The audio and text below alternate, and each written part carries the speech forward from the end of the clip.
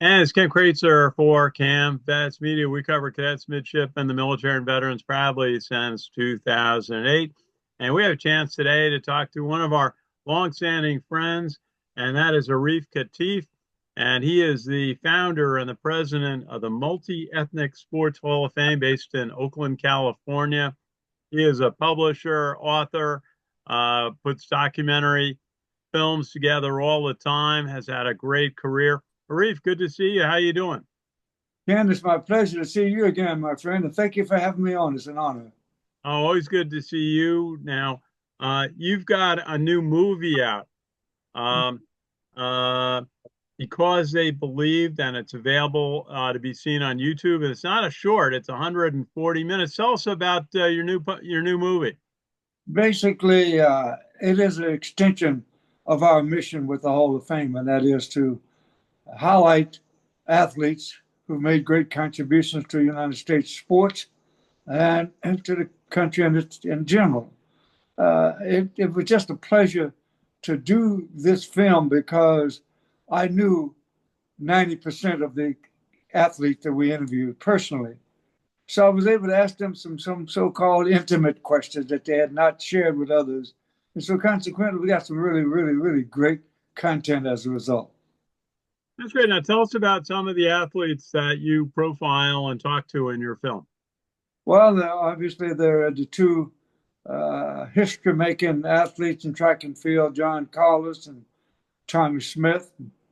Um, we've had, we just have, 16 or 18 in there in the film.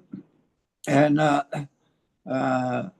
it was it was an opportunity for me to go to these athletes and, and ask them pertinent questions that I felt would be useful.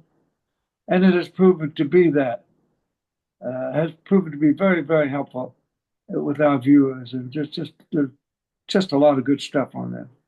Very good. Now, what are some of the sports that the athletes cover? Obviously, I remember John Carlos and Tommie Smith from the Olympics and track and field. What are some of the other sports that you have athletes from? We have baseball, basketball, track and field, even like boxing. And so the we look at it from a historical standpoint, Ken. The contributions that these persons made, like Harry Edwards, for instance, the sociologist, retired sociologist. Harry has about 8 or 10 minutes in the film where he talks about the challenges of the 60s when they were trying to determine whether they were going to boycott the Olympics in 68 or not. And then we have a person who, from tennis, we have a tennis player in there from New York, uh, who his name was Don Johnson, who gave some really, really beautiful inside stuff on what he had to go through as a black man in New York in tennis with Arthur Ashe. Mm. So it was just so rewarding for me to be able to do that. Well, what are some of the messages that a viewer will hear by watching the film, listening to these legendary athletes at so much historical perspective? Well, they'll get an opportunity to hear from some athletes they probably maybe never heard of, but certainly athletes that have made major contributions to American sports in the Olympics. And they'll get a better understanding of what they had to go through and what they had to endure to become champions, how they become champions. Like when I was doing the interviews, I asked one of the persons who was in track and field. I said, "Now, you're an individual, but although it's a team, it's an individual. How did you achieve what you were able to achieve?" And he said, "Because I believed I could." So that's where the name comes, because they believed. And Arif, what would you say, if you have young athletes today of all backgrounds have a chance to watch your film, what would you hope they would learn from watching? I basically hope that they will realize what it takes to be champion athletes. And I want them also to know what these people went through back in the day and what they had to fight for and fight through to become champions. I think that's where the message really is that I want them to see. I want them to know that they made it possible for them today. Be very frank with you. Very good. You've done so much to support athletics and encourage minority members to advance in opportunities. Where would you say the greatest need is today for athletes and people of all minority backgrounds to be able to advance?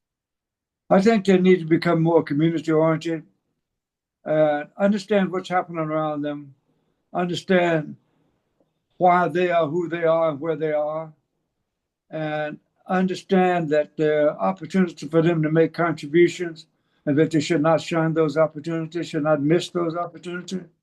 I think they should become more community oriented and be, especially athletes that's of substance today, and the opportunity to give back. They need to know how and why it's important that they give back. Absolutely. Tell us a little bit about you've had a remarkable career.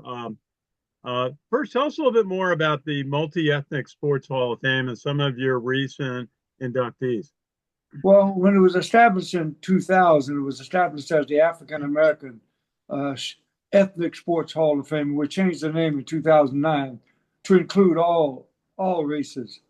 And so the purpose of that was to kind of, if I call it, to fill a void, because the other four major halls of fame, National Hockey League, baseball, basketball, football, was omitting, in my opinion, many Hall of Fame caliber athletes, and it was their choice, whatever their choice, whatever it is.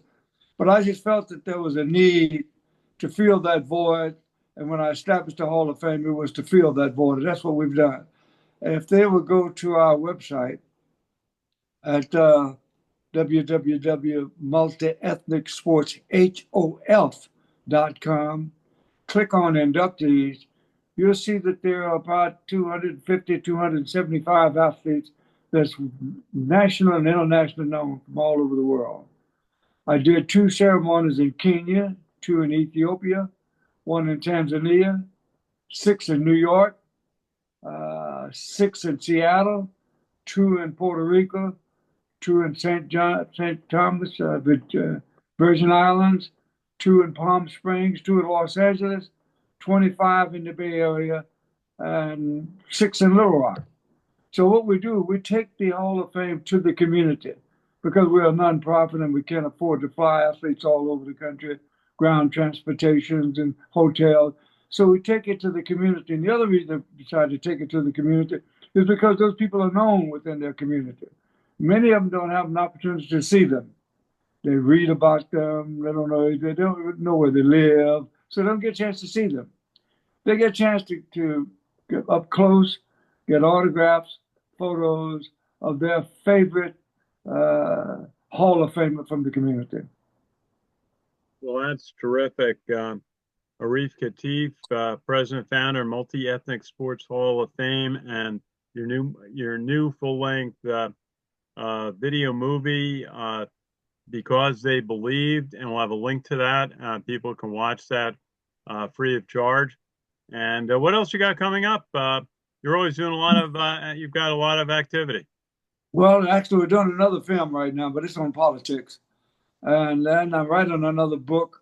It's on the music industry, believe it or not. Our other two books, one of them are in his four historical Black colleges in U.S. history and sociology. So we're kind of busy doing. So I have an event coming up on February the 12th, our 25th annual induction ceremony will be on February 20th in Oakland. And now we're doing Leigh Steinberg and Brad Gilbert, Mike Norris and Donna DiVerona, uh,